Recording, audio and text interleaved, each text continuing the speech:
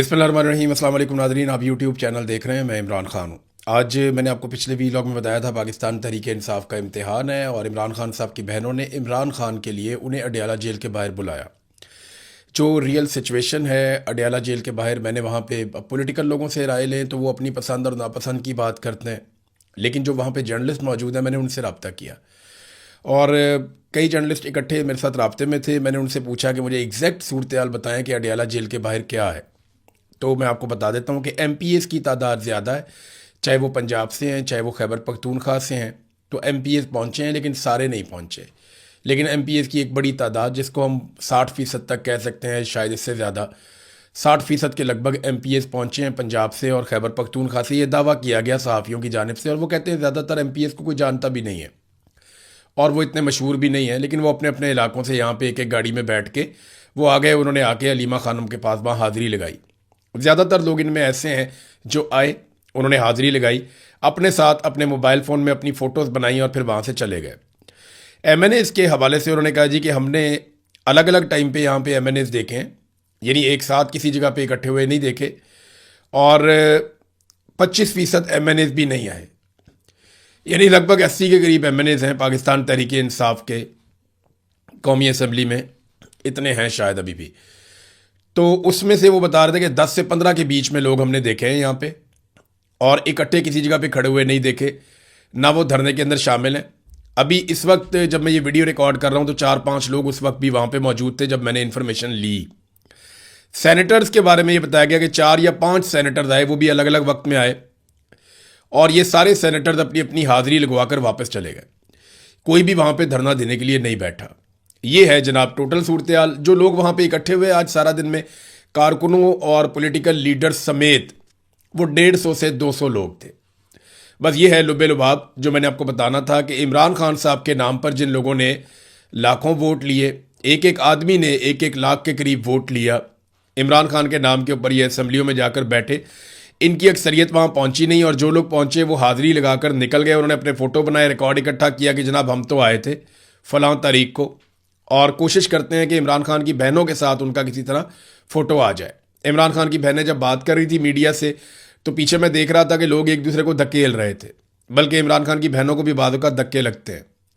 तो लोग कोशिश करते हैं कि पीछे से एक क्लिप या कोई एक वीडियो ऐसी बना लें कि कल को अगर इमरान खान साहब बाहर आते हैं और दोबारा पार्टी का टिकट लेना पड़ता है तो ये बड़े आराम से जाकर ये वीडियो और तस्वीर दिखाएंगे कि देखिए जी हम तो फ़लाँ तारीख को भी इतनी सख्ती के बावजूद अडयाला जेल के बाहर पहुंचे थे, हमने जाकर फ़ोटो बना ली थी। तो ये कुछ नरम गरम ही काम हुआ है। जो इमरान खान की बहनें चाहती हैं उस तरफ तो पाकिस्तान तहरीक इंसाफ एक कदम भी नहीं चली। इमरान खान की बहनों ने कुछ स्टेटमेंट्स दिए यहाँ पे खड़े होकर, वो स्टेटमेंट मैं आपके सामने रख देता हूँ। उन्होंने कहा जी इमरान खान बड़ी सख्त मुश्किल में है और पार्टी ओहदेदारान के अलावा हम किसी को अपील नहीं कर सकते, या हम किसको अपील कर सकते हैं।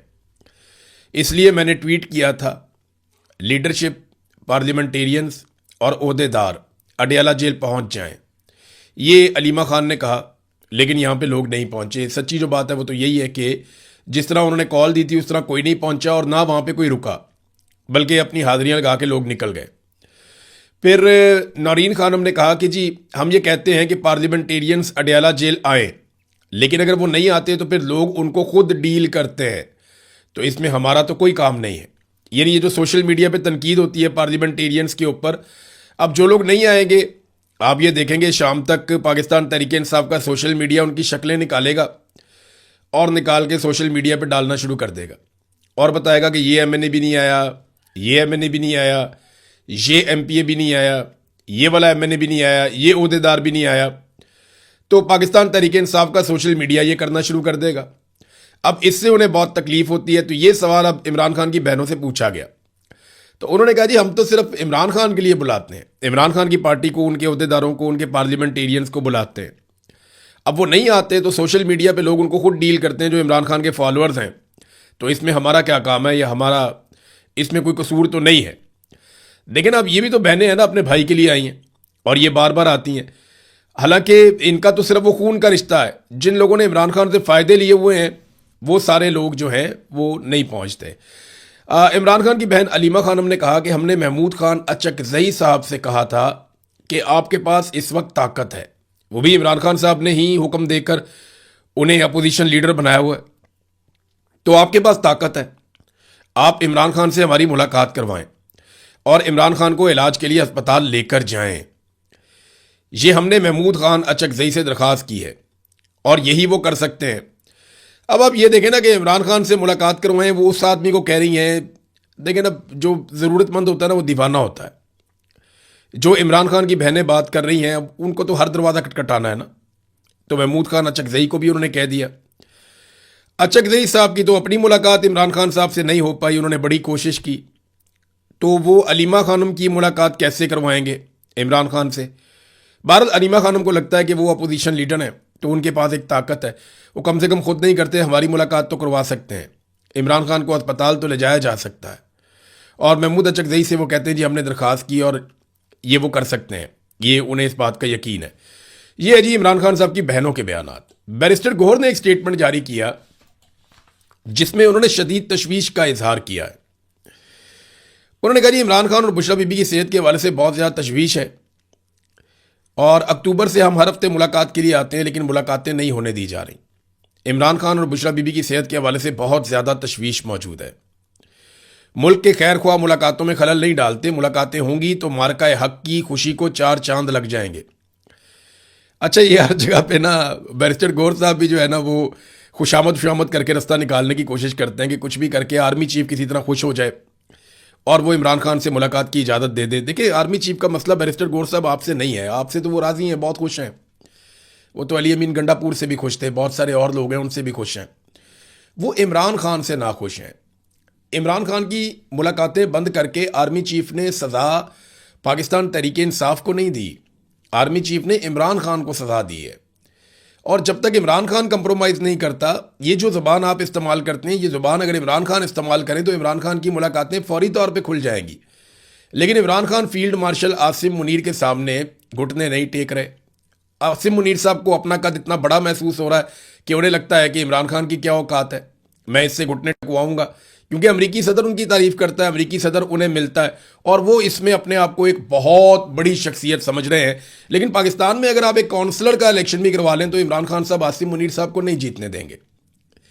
ये बात आसिम मुनीर साहब भी अच्छी तरह जानते हैं और पाकिस्तान का हर शहरी अच्छी तरह जानता है, तमाम पॉलिटिकल पार्टीज भी जानती हैं। लेकिन मामला यह है ना कि बंदूक इस वक्त आसिम मुनीर साहब के हाथ में है, फ़ौज की कमांड उनके पास है और फ़ौज को पाकिस्तान में सियासत के लिए किस घटिया तरीके से इस्तेमाल किया जाता है हमेशा से, ये हम सब अच्छी तरह जानते हैं।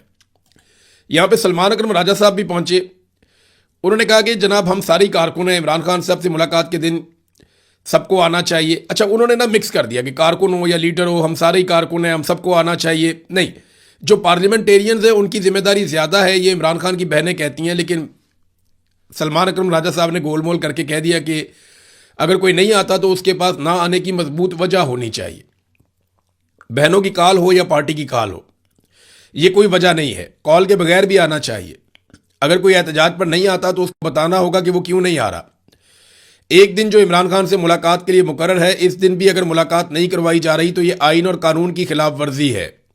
ये आइन और कानून की खिलाफ वर्जी की बात कर रहे हैं।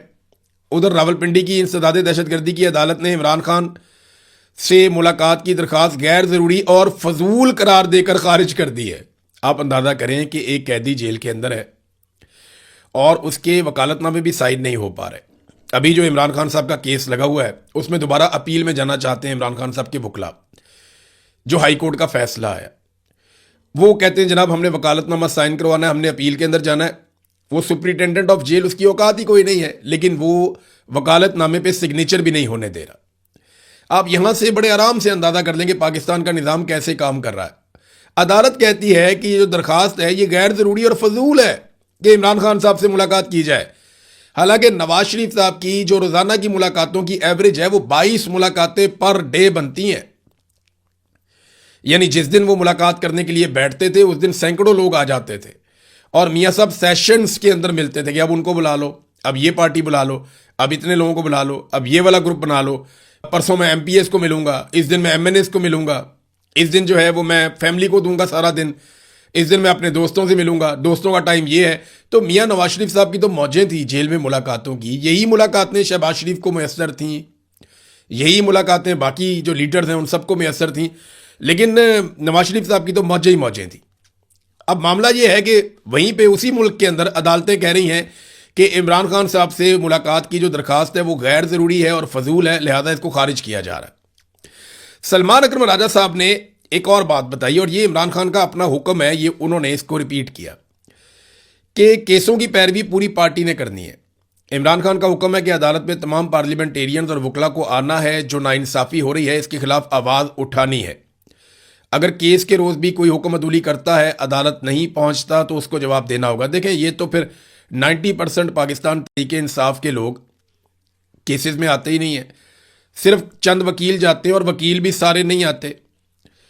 और अगर पार्लियामेंटेरियंस को किसी दिन बहुत जोर लगाकर बुलाया जाता है तो वो आते हैं और हाजिरी लगा के निकल जाते हैं। तो इमरान खान के केसेस में भी कोई यहाँ पे पार्लियामेंटेरियंस ने या ओहदेदारान ने संजीदगी नहीं दिखाई, हालांकि यहाँ इमरान खान साहब का अपना वाज़े हुक्म मौजूद है कि सारे लोग पहुँचेंगे। नाज़रीन, निज़ाम पूरा का पूरा इमरान खान को दबाने में लगा है और हालात पाकिस्तान के यहाँ पहुँच गए हैं कि जो ये मौजूदा माली साल चल रहा है इसमें पाकिस्तान का खसारा बढ़ते बढ़ते इतना बढ़ गया है कि अब 20.28% का नुमाया इजाफा पाकिस्तान के तजारती खसारे में हो गया है। ये खसारा कैसे होता है? जब आप चीज़ें बनाकर पाकिस्तान से बाहर भेज रहे हैं उनकी मालियत कम है, जो आप बाहर से पाकिस्तान में मंगवा रहे हैं उनकी मालियत ज़्यादा है, तो ये दोनों की कीमतों का जो फ़र्क होता है उसको कहते हैं तजारती खसारा, कि हमने कम माल बेचा और ज़्यादा माल ख़रीदा दुनिया से। जो ममालिक खसारे में रहते हैं उन्हें खसारा पूरा करने के लिए बहुत सारे इकदाम करने पड़ते हैं। बहुत सारे ममालिक सरप्लस में रहते हैं, वो फ़ायदे में रहते हैं, जैसे चाइना वगैरह हैं, बड़े ममालिक जो एक्सपोर्ट्स करते हैं। अब मामला ये है कि पाकिस्तान का तजारती खसारा एक मरतबा फिर बढ़ गया है, 20.5% इसमें मज़ीद इजाफा हो गया है और माहाना बुनियाद पर 43.50% तक का इसमें नुमाया इजाफा हुआ है। ये बात आप अपने दिमाग में रख लें। एक्सपोर्ट्स पाकिस्तान की लगातार गिरती चली जा रही है। मैंने आपको बताया जब भी PMLN की हुकूमत आएगी तो पाकिस्तान की एक्सपोर्ट्स गिरेंगी। हो ये रहा है ना, पाकिस्तान की मिलिट्री एस्टेब्लिशमेंट के पास ऐसा कोई फार्मूला है कि पाकिस्तान से एक्सपोर्ट्स बढ़ जाएं, ना ऐसा कोई फार्मूला है कि पाकिस्तान के अंदर सरमायाकारी आ जाए। ये दोनों चीज़ें जब नहीं होंगी तो मुल्क कैसे चलेगा? तो इस वक्त जो मुल्क चलाया जा रहा है, जैसे आसिम मुनीर और शहबाज शरीफ तो चले वैसे ही बैठे हुए हैं स्टीयरिंग व्हील के ऊपर, ये मुल्क इस तरीके से चला रहे हैं। दो ही तरीके हैं, नंबर 1 कर्जे, भारी कर्जे, और नंबर 2 भारी भरकम टैक्सेस अवाम के ऊपर, ऐसे टैक्सेस जिनका कोई जवाब भी नहीं है वो लगाए जा रहे हैं। इन दो चीज़ों से इस वक्त पाकिस्तान को चलाया जा रहा है। कर्जों की वजह से पाकिस्तान मसलसल दलदल में दबता चला जा रहा है और टैक्सेस से महंगाई का बोझ आम आदमी के ऊपर लगातार बढ़ता चला जा रहा है, बढ़ता चला जा रहा है। और अब ये एक और खबर आई है, एक्सपोर्ट में लगातार पाकिस्तान में गिरावट होती चली जा रही है। यानी जब भी PMLN की हुकूमत आती है ना, एक्सपोर्ट्स नीचे जाती हैं। मैंने आपको बताया था कि नवाज शरीफ की हुकूमत 2013 में आई थी तो $1.5 अरब की एक्सपोर्ट्स 5 साल के बाद इन्होंने कम कर दी थी। फिर इमरान खान साहब उसको लेकर गए, लगभग $9 अरब का उन्होंने उसमें इजाफा किया, कोरोना के बावजूद इजाफा किया। और फिर नवाज शरीफ साहब की हुकूमत आई, फिर दोबारा गिरावट शुरू हो गई, ये $8-9 अरब फिर नीचे ले गए। और अभी जो इतला आई है वो ये है कि 10 माह के अंदर पाकिस्तान की जो एक्सपोर्ट्स हैं जो पाकिस्तान ने की हैं दुनिया को, उनकी मालियत पिछले साल 26.89 अरब थी और इस साल जो है वो उसकी मालियत कम होकर 25.21 अरब होगी। यानी $1.5 अरब की मजीद एक्सपोर्ट्स पाकिस्तान में कम हो गई। अब ये लगातार नुकसान है जो पाकिस्तान को बर्दाश्त करना पड़ रहा है और ये मिलिट्री एस्टेब्लिशमेंट के गलत फार्मूलों और गलत फैसलों की वजह से हो रहा है। नाजरीन, इंटरनेशनल न्यूज़ की तरफ हमें जाना पड़ेगा क्योंकि वहाँ बहुत सारी डेवलपमेंट्स हैं, उन्हें हमें डिस्कस करना होगा। नंबर 1 तो ये है कि क्या अमेरिका आबनाए हुर्मुज़ में हर जहाज़ को तहफ़्फ़ुज़ दे सकता है? यह है सबसे बड़ा सवाल। अमेरिका ये कहता है कि प्रोजेक्ट फ्रीडम के तहत वो तमाम बहरी जहाज़ों को आबनाए हुर्मुज़ में दाखिल भी करेगा और वहाँ से निकालेगा भी, और ये वो ताकत के बलबूते पर करेगा। अब इसमें जो एक बरतानवी थिंक टैंक हैं उन्होंने इस पर बात की है। आलमी सतह पे जो दिफाई तज्ज़ियाकार हैं, जो जियो पोलिटिकल एक्सपर्ट्स हैं, उन सबकी राय अगर आप पढ़ें तो वो एक जैसी है तकरीबन। वो ये कहते हैं कि आबनाए हुर्मुज़ में अमेरिका और ईरान की जानिब से एक दूसरे पर हमले की इतलात के बाद दोनों ममालिक के बीच में जंगबंदी तो अब खतरे में है, लेकिन हर जहाज़ को आबनाए हुर्मुज़ से बाहिफाजत नहीं गुजारा जा सकता। अमेरिका जितनी मर्जी ताकत रखता है, हर जहाज को बहिफाजत यहां से नहीं निकाल सकता, कोई ना कोई जहाज यहां पे तबाह होंगे।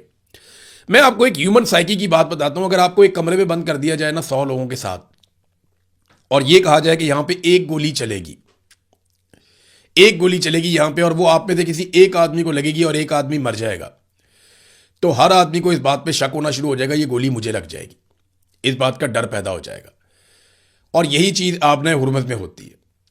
ऐसा तो नहीं है कि ईरान तमाम जहाज़ों को तबाह कर पाएगा, लेकिन किसी को तबाह ज़रूर कर देगा, और हर जहाज़ का कैप्टन ये समझेगा कि वो जहाज़ मेरा है। लिहाजा ये जो कारोबारी लोग हैं, इनका बहुत सारा पैसा एक एक जहाज़ के अंदर जो है वो बिलियंस का सामान जा रहा होता है, तो कोई भी नहीं चाहेगा कि उसका जहाज़ समंदर की तह में डूब जाए या तबाह हो जाए। तो अमेरिका के लिए ये तकरीबन नामुमकिन मिशन है, उन्हें बातचीत करनी पड़ेगी। इस पर एक स्टेटमेंट जो है वो कालीबाफ का आया, और उन्होंने तो बाकायदा वार्निंग जारी की है अमेरिका को। उन्होंने कहा अभी तो हमने शुरू भी नहीं किया। ये कालीबाफ आप जानते हैं मुज़ाकराती कमेटी के हेड से पहले, और इसके अलावा कालीबाफ जो है वो ईरानी स्पीकर भी हैं। तो उन्होंने कहा आपने हुर्मुज़ में अमेरिका और इसके इत्तेहादियों की पॉलिसियों के बायस सूरत हाल मजीद कशीदा हो रही है और खित्ते में एक नई ताकत का तवाज़ुन तश्कील पा रहा है। अमेरिका और उसके इत्तेहादियों ने जंगबंदी की खिलाफवर्जी करते हुए आपने हुर्मुज़ में जहाज़रानी और तवानाई की तरसील को खतरे में डाल दिया है। ईरान इस सूरत हाल से बखूबी आगाह है और मौजूदा हालात अमेरिका के लिए काबिल बर्दाश्त नहीं रहेंगे। आपने हुर्मुज़ में एक नई मसवात बन रही है जिसके असरात आलमी सतह पर मुरतब होंगे, जबकि ईरान ने अभी अपनी मुकम्मल हिकमत अमली भी शुरू नहीं की। यानी वो कह रहे हैं जी अभी तो हम शुरू भी नहीं हुए। आपने हुर्मुज़ को खोलना और फंसे हुए तजारती जहाज़ों को महफूज रास्ता फराहम करने की जो अमेरिका का एक दावा है, उसको उन्होंने गलत करार दिया। उन्होंने कहा इससे सिर्फ कशीदगी में इजाफा होगा और नुकसान होगा बहरी जहाज़ों का, और जो सनत है जहाज़ रानी की उसका नुकसान होगा। दूसरी जानिब अमेरिका को ना अभी ये बात समझ आ गई है कि फौरी तौर पर ऐसा करना मुमकिन नहीं है। उन्हें बड़े पैमाने पर इत्तेहादी ममालिक दरकार होंगे। खाली यूएई उनके साथ मिलकर या सऊदी अरब उनके साथ मिलकर, इस रीजन के चंद ममालिक के साथ मिलकर अमेरिका दूर से आए और आकर ईरान से आपने हुर्मुज़ मुकम्मल तौर पे छीन ले, ये कोई इतना आसान नहीं है और ये बहुत मुश्किल दिखाई देता है। एक और वजह यह है कि ओमान इस लड़ाई से अभी तक बाहर है। आपने हुर्मुज़ में ईरान के दूसरी साइड पे जो मुल्क है या जो ज़मीन है वो ओमान की है। वहां पे अगर अमेरिकन या उनके इत्तेहादी आकर बैठ जाएं तो फिर वो ईरान के लिए एक मुश्किल पैदा कर सकते हैं, लेकिन वहां पे क्योंकि ओमान इस लड़ाई से अपने आप को बाहर रखे हुए है, लिहाजा ये फिर मुश्किल हो जाता है इनके लिए। अब पीट हेग्सेट जो अमरीकी वजीर दिफा हैं, उन्होंने कहा जी अमरीका लड़ाई नहीं चाहता, लेकिन ईरान को आपने हुर्मुज़ बंद करने की किसी सूरत इजाज़त नहीं देगा। याद रखिएगा आप जो इस वक्त सिचुएशन है ना, जो इस वक्त मैं ये वीलॉग कर रहा हूं, अभी जो सूरत हाल है आलमी सतह पे आपने हुर्मुज़ की, वो एग्जैक्टली वही है जो आज से 1 माह पहले थी, जब मुज़ाकरात शुरू नहीं हुए थे, जब पाकिस्तान ने पहली मरतबा अपील किया 1 माह पहले कि जनाब वो डोनाल्ड ट्रंप वाला, आपको याद है कॉपी पेस्ट वाला एक आया था ड्राफ्ट, वो शहबाज शरीफ ने उठा के वैसे ही पेस्ट कर दिया था गलती से, और पोल खुल गया कि ये तो वाशिंगटन से आया। बाद में इंटरनेशनल मीडिया ने इस सारे अमल को एक्सपोज भी कर दिया था। तो जो कॉपी पेस्ट वाला शहबाज शरीफ का एक ट्वीट था जिसके ऊपर बड़ा रोला डाला था, बाद में जनाब ये तो गद्दारी हो गई, ये खबर क्यों दी गई, और फिर इंटरनेशनली ये खबर जब साबित हो गई। अब मामला ये है कि उस वक्त जो सिचुएशन थी आपने हुर्मुज़ की कि ईरान ने ताकत के बलबूते पे बंद कर दिया था और अमेरिका पीछे चला गया था, आज लगभग एक मरतबा फिर वही सूरत हाल है। बीच बीच में वक्तन फ़वक्तन ईरान ने गुफ्तो शुनीद के बाद अपने एक मुजव्वज़ा तरीक़ाकार के तहत आपने हुर्मुज़ में से बहरी जहाज़ों को निकाला है और गुजारा है, लगातार गुजारा है, और एक तरीक़ाकार के तहत गुजारा है। लेकिन जब से अमेरिका ने ज़बरदस्ती वाला ऑप्शन अडॉप्ट किया है, तब से लेकर अब तक जहाज़ों के लिए वहां से गुजरना फिर मुश्किल हो गया। तो पुरानी सिचुएशन बरकरार हो गई है। अमेरिका को बातचीत करनी पड़ेगी। अगर वो जंग में जाता है तो फिर एक लंबी जंग के लिए तैयार रहना पड़ेगा। डोनाल्ड ट्रंप क्योंकि चाइना के दौरे पर जा रहे हैं, तो उससे पहले जो है वो अब्बास अराक्ची जो वजीर खारजा हैं ईरान के, वो चाइना के दौरे पर निकल गए और वहाँ पे वो बीजिंग में चीनी वजीर खारजा से मुलाकात करेंगे, और बीजिंग में उनकी बड़ी इंपॉर्टेंट मुलाकातें हैं जिसमें बहुत सारी इंफॉर्मेशन शेयरिंग वो करेंगे। क्योंकि डोनाल्ड ट्रंप ने जब आना है चाइना में, तो वहाँ पे बेसिकली बात आपने हुर्मुज़ की और मिडल ईस्ट के अंदर जो कन्फ्लिक्ट पैदा हो गया है, जो यहाँ तसादुम चल रहा है, उस पर बात ज़रूर होगी। तो उसमें चाइना ये चाहता है कि उसके पास सारी इंफॉर्मेशन, ब्रीफिंग और फर्स्ट हैंड सारी इंफॉर्मेशन हो, ताकि डोनाल्ड ट्रंप को काउंटर करने में उन्हें आसानी रहे। अब बहुत सारे फैक्ट्स जो हैं वो ईरान शेयर करेगा चीन के साथ। चीन बहुत सारी चीज़ों को पहले से जानता है और चीन ईरान को एतमाद में भी लेना चाहेगा कि अगर डोनाल्ड ट्रंप के साथ मुलाकात में चाइना को कोई गारंटी देनी पड़ती है, या अगर चाइना को किसी किस्म का फैसला लेना पड़ता है अमेरिका के साथ बैठकर आपने हुर्मुज़ और खलीजी ममालिक के हवाले से इस कशीदगी को लेकर, तो ईरान में कितनी फ्लेक्सिबिलिटी है, ईरान के हवाले से चाइना किस हद तक बात कर सकता है और ईरान की डेडलाइंस एक्चुअली क्या है।